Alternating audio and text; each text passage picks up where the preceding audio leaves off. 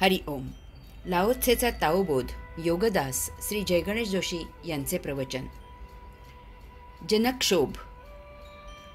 Laozi सत्ताधीशाचे पुढील लक्षण सांगतो की त्याच्याही खालोखालचे लक्षण असे की लोक त्याची निंदा नालस्ती करतात. सत्ताधीश इतक्या खालच्या पायरीला उतरतो की तो जनतेला नकोसा होतो. सत्ताधीश सर्वच बाजूने इतका नीच पातळीला जातो की तो जनतेच्या निंदेला पात्र होतो. सत्ताधीश इतका अधम होतो की लोक त्याची घृणा करू लागतात. आपण नेहमी असे म्हणतो की कोणी मानपानाची अपेक्षा करत नाही, परंतु निदान अपमान तरी होऊ नये असे निश्चितच वाटत असते. येथे तीही सीमा ओलांडली जाते. लोक सत्ताधीशाचा मान ठेवणे तर सोडूनच देतात, परंतु ते त्याची निर्भत्सना करू लागतात, त्याचा पाण उतारा करू लागतात, त्याला दूषणे देऊ लागतात. सत्ताधीश इतका जनतेच्या नजरेतून उतरतो की तो जनतेला नकोसा होतो. लोक त्याच्या दुर्वर्तनाला इतके कंटाळतात की ते त्याचा दुस्वास करू लागतात. सत्ताधीशाची ही एक फार खालची पातळी असते. लोकांच्या सहनशक्तीला एक काहीतरी कोठेतरी मर्यादा असते. आपल्या नीच वर्तणुकीमुळे सत्ताधीश ती मर्यादा ओलांडतो आणि मग त्याला जनक्षोभाला सामोरे जावे लागते.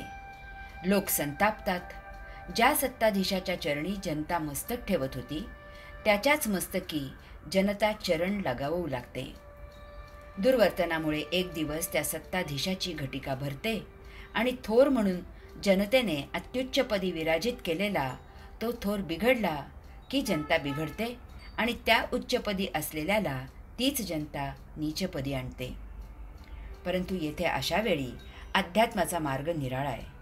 अध्यात्म सांगते की जेव्हा तुम्ही एखाद्याची स्तुती करणे सोडता आणि त्याचे महत्त्व कमी करण्यासाठी, त्याला कमी लेखण्यासाठी त्याची निंदा करू लागता, तेव्हाही तुम्ही त्याला नकळत तितकेच महत्त्व देत असता.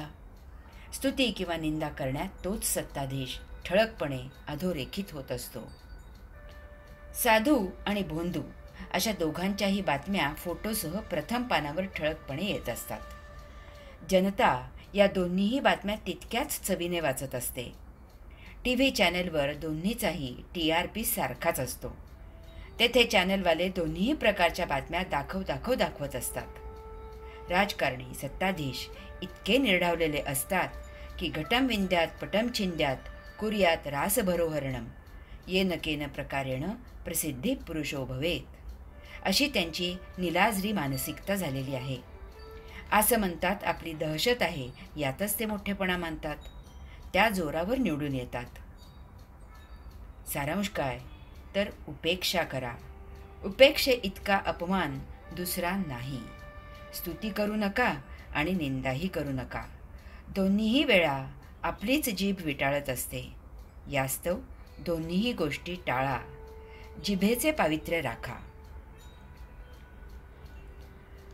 शपथ, दीक्षा अविश्वासामुळे. लाओत्से सत्ताधीशाचे पुढील लक्षण सांगतो की जेव्हा सत्ताधीश लोकांचा विश्वास टिकवू शकत नाही तेव्हा काही जणांचा त्याच्यावरील विश्वास उडतो आणि अशा वेळी सत्ताधीश शपथांचा आश्रय घेऊ लागतो. सत्ताधीशाची ही आणखी खालची पायरी असते. ही अधोगतीची परिसीमा असते. सत्ताधीश जेव्हा जनतेच्या नजरेतून उतरतो तेव्हा त्याच्यावर कोणीही विश्वास ठेवत नाहीत. त्याने कितीही काहीही आश्वासने दिली तरी ती पाळली जाणार नाहीत अशीच जनतेची भावना झालेली असते. भीड, संकोच, भित्रेपणा अशा विविध कारणांमुळे सर्वसामान्यपणे बहुसंख्य जनता चूप असते. परंतु यातही काही स्पष्ट वक्ते असतात, धीट असतात. ते त्या सत्ताधीशाला जाब विचारतात. तेव्हा तो सत्ताधीश आणाभाका घेऊन, शपथ घेऊन झालेल्या चुका परत होणार नाहीत असे आश्वासन देऊ लागतो. यासाठी तो देवावरचे फूल उचलतो, मुलाबाळांच्या डोक्यावर हात ठेवतो आणि शपथ घेतो. नुसती शपथ घेऊन भागत नाही. घेत असलेली शपथ खरी वाटावी म्हणून त्यालाही कसला तरी भावनिक ओलावा असावा लागतो. यामुळे भाळणारे भाळतातही. अध्यात्माच्या दृष्टिकोनातून शपथ घ्यायचे कारण नसते. जो प्रामाणिक आहे तो शपथ घेणे हा त्याचा अपमान समजतो.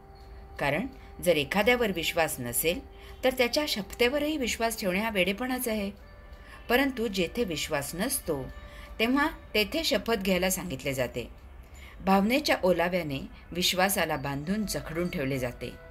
देवाच्या किंवा मुलाबाळांच्या धास्तीने तरी घेतलेली शपथ पाळली जाईल अशी वेडी आशा असते. मंत्र म्हणून अग्नीला साक्षी ठेवून आई वडील तमाम नातेवाईक आप्त इष्ट ओळखीचे असे जमवून लग्न लावले जाते. कारण तेथे नैसर्गिक प्रेम नसते, ते व्यवहाराने निर्माण केले जाते. तरीही कोर्टात घटस्फोटाचे लाखो दावे दाखल होत आहेत. तथाकथित योगी शिष्यांना दीक्षा देतात. त्यावेळी शिष्यांना त्यांच्याशिवाय अन्य गुरु करणार नाही, त्यांनी दिलेली विद्या इतरांना उघड करणार नाही, याच मठाची सेवा करून मठाशी इमान राखीन, अशा इत्यादी अटी घालतात. परंतु जो सद्गुरू आहे तो विशिष्ट शिष्य याऐवजी साधक असे सर्वनाम वापरतो. तो साधकांना दीक्षा देत नाही. दिलेली विद्या प्रसारित झाल्यास त्याला आनंद होतो. साधकांनी इतर ठिकाणाहून विद्या मिळवली तर त्याला आनंदच होतो, कारण तो यात साधकाची उन्नती होत आहे असे मानतो. तो साधकांना स्वतःत गुंतवून ठेवत नाही, सर्वांना आध्यात्मिक प्रगतीसाठी मोकळीक असते. जो शपथ घ्यायला लावतो, जो पदोपदी शपथ घेत असतो, तो महाधोकादायक असतो. न्यायालयात आपण पाहतो की शपथपूर्वक दादांत खोटी साक्ष देणारे असतात. शपथ घेणे आणि शपथेवर विश्वास ठेवणे दोन्हीही अविश्वसनीय आहे. हरि ओम.